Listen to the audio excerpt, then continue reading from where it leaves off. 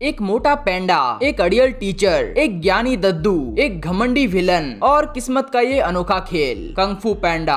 अब दोस्तों कुंग-फू पैंडा एक ऐसी मूवी है जिसे कि वैसे तो बच्चों की मूवी बताई जाती है एंड हम सब ने भी तो इसे अपने बचपन में ही देखा था, राइट। बट यहाँ बात यही है ना कि एज ए किड हम सब ने बस इस मूवी को देखा था, इसे कभी समझने की कोशिश नहीं करी। कैसे एक मामूली से ढाबे में काम करने वाला एक बेढोल मोटा पैंडा आगे चल के पूरे चाइना का रक्षक बना। कैसे बिलीव फेथ के इस कंबाइंड यिन यांग स्वरूप ने मिलकर डेस्टिनी को भी परास्त कर दिया। दोस्तों यही है कुंग-फू पैंडा की कहानी, बिलीफ वर्सेस डेस्टिनी की कहानी। I lied. I don't dream about noodles, Dad. I love Kung Fu! दोस्तों अगर आप डेस्टिनी में बिलीव करते हो, आपको ये लगता है कि आज आपके साथ जो कुछ भी हो रहा है वो सब पहले से ही लिखा हुआ है। हिंदुस्तान की 95% आबादी की तरह अगर आपको भी यही लगता है कि समय से पहले और किस्मत से ज्यादा ना कभी किसी को मिला है और ना ही कभी मिलेगा, देन माय फ्रेंड ये मूवी, ये कहानी आपके लिए है। I probably sucked more today than anyone in the history of Kung Fu, in the history of China, in the history of sucking. Probably. And the five. Man, you should have seen them. They totally hate me. Totally. How's Shifu ever gonna turn me into the Dragon Warrior?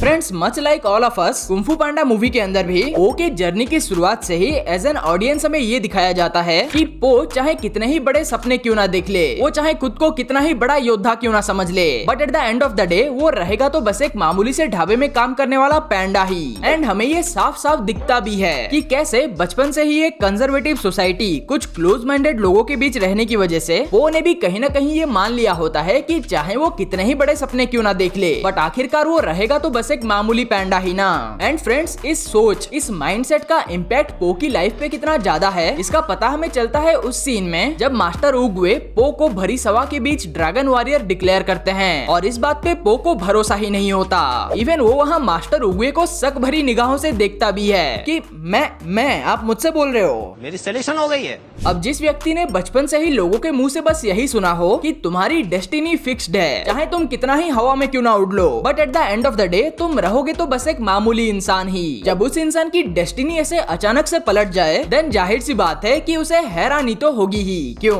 दोस्तों, आपकी destiny आपको अलग अलग राहें दिखा सकती है, but आपको उनमें से किस राह पे आगे बढ़ना है इसका फैसला अल्टीमेटली आपको ही करना होता है। अब जरा सोचिए कि अगर उस दिन पो ने अपने सामने इतनी सारी सीढ़ियों को देख के हार मान लिया होता या किसी तरह ऊपर पहुंचने के बाद अपने सामने गेट को बंद होता देख वापस घर लौट गया होता, देन फिर क्या वो कभी ड्रैगन वॉरियर के रूप में चुना जाता? नो। सी जैसे कि मैंने कहा, डेस्टिनी आपको सिर्फ रास्ता दिखाती है, उस पे चलना नहीं चलना ये अल्टीमेटली आपका ही फैसला होता है। जैसे कि पो के केस में है, डेस्टिनी ने उसे रास्ता तो दिखाया बट उस पे चलने का फैसला तो आखिर उसका ही था। क्यों? बट अब पो की डेस्टिनी उसे यहाँ तक ले तो आई थी, उसे एक सो कॉल्ड ड्रैगन वॉरियर तो बना दिया था, पर क्या इतना काफी है? Well no. अब जेड पैलेस के अंदर जाकर वहाँ रखी विचित्र वस्तुओं को पहली बार साक्षात अपने सामने देखकर पो को खुशी तो बहुत हुई थी, बट फिर उसे ये समझने में भी देर नहीं लगा कि कैसे उसकी किस्मत ने सिर्फ उसे यहाँ तक पहुँचाया है, वो अभी पूरी तरह से बदली नहीं है। जैसे महल के बाहर उसके फादर, उसके गाँव वाले उसे कंटिन्यूअसली उसके लिमिटेशंस के बारे में याद दिलाते रहते थे, वही सिलसिला महल के अंदर भी कंटिन्यूड था। Just, You don't belong here.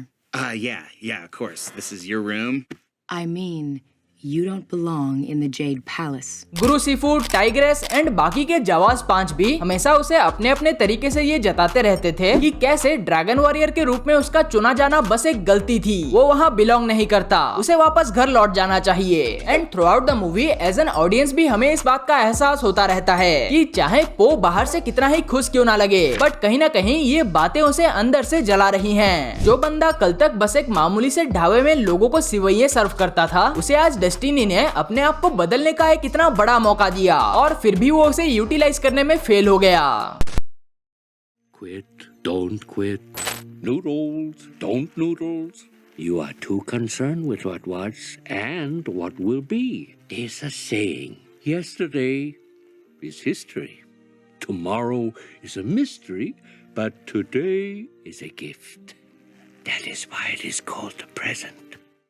अब दोस्तों यहाँ पे पो की लाइफ में एंट्री होती है एक नए एलिमेंट की, भरोसा या बिलीफ। फ्रेंड्स, जब पो को इस बात का पता चलता है कि कैसे टाई लंग जैसा एक फियर्सफुल वॉरियर अभी जेड महल की तरफ आ रहा है and as a dragon warrior शायद उसे भी उससे लड़ना पड़ सकता है, तब उस वक्त जो पहली चीज पो करता है वो है वहाँ से भाग जाना। क्योंकि ऐसा नहीं है कि उसने कोशिश नहीं करी, उसने बहुत कोशिश करी अपने किस्मत को बदलने की, अपने आप को वो बनाने की जो कि लोग सोचते थे कि वो कभी नहीं बन सकता। बट बिलीव, फेथ, करेज, इन सब की भी एक सीमा होती है एंड कभी कभी इनकी सीमा को तय करने वाले हम खुद नहीं बल्कि वो लोग होते हैं जिन्हें कि हम अपना आदर्श मानते हैं, राइट? या एटलीस्ट पो को ऐसा लगता था, उसने ऐसा मान लिया था तब तक जब तक कि हमें पो और गुरु सिफू के बीच का वो कन्वर्सेशन सीन नहीं देखने को मिला था, जो कि इन माय ओपिनियन उस पूरे मूवी का सबसे ज्यादा इम्पैक्टफुल सीन था। You're not my master, and I'm not the dragon warrior. Then why didn't you quit? Yeah, I stayed. I stayed because every time you threw a brick at my head or said I smelled, it hurt, but it could never hurt more than it did every day of my life just being me. I stayed because I thought if anyone could change me, could make me not me, it was you, the greatest kung fu teacher in all of China. But I can change you. I can turn you into the Dragon Warrior, and I will. And finally एक इतने लंबे इंतजार के बाद उस मोड़ पे पहुंचने के बाद जहाँ की अब पो का भरोसा और आत्मविश्वास उसे जवाब देने लग रहे थे, उसे फाइनली वो शब्द सुनने को मिल ही गए जिसके लिए कि उसके कान न जाने कब से तरस गए थे। But I can change you. I can turn you into the Dragon Warrior, and I will.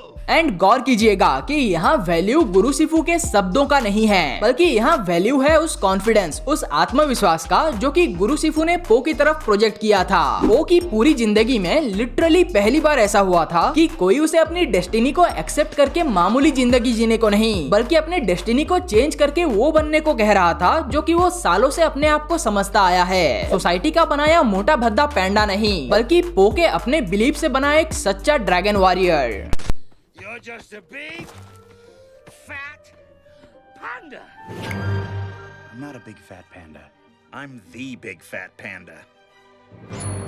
दोस्तों, हम चाहे अपने काम को लेके कितने ही मोटिवेटेड, कितने ही प्राउड क्यों ना हो, बट कभी कभी कुछ ऐसा हो जाता है जिससे कि हमारा खुद पर से भरोसा कम होने लगता है। हमें लगने लगता है कि ये जो इतनी मेहनत मैं अभी कर रहा हूँ उसका रिजल्ट क्या है, ये मैं आखिर क्यों कर रहा हूँ, कहीं मीडियोक्रिटी ही तो मेरी डेस्टिनी नहीं है। एंड फ्रेंड्स, ऐसे ही वक्त पे जब हम अंदर से पूरी तरह टूट चुके होते हैं तब बिलीव की एक छोटी सी चिंगारी भी हमें फिर से अपने सही राह पे लाने के लिए काफी होती है। दोस्तों, कुंग फू पांडा एक लूजर टू लेजेंड की कहानी तो बाद में है। पहले ये कहानी है एक ऐसे इंडिविजुअल की जिसको कि उसकी लाइफ के हर एक मोड़ पे लोगों ने बस यही कहा था कि उसे अपनी डेस्टिनी को एक्सेप्ट कर लेना चाहिए, उसे बस वही बन के रहना चाहिए जो कि वो है। बट फिर भी वो कैसे बस अपने भरोसे के दम पे चलता गया चलता गया चलता गया तब तक जब तक कि फाइनली खुद डेस्टिनी ने उसके सामने हार नहीं मान लिया। Kung Fu Panda is not a story about destiny, it is the story of belief. It's nothing. It's okay. I didn't get it the first time either. What? There is no secret ingredient. It's just you.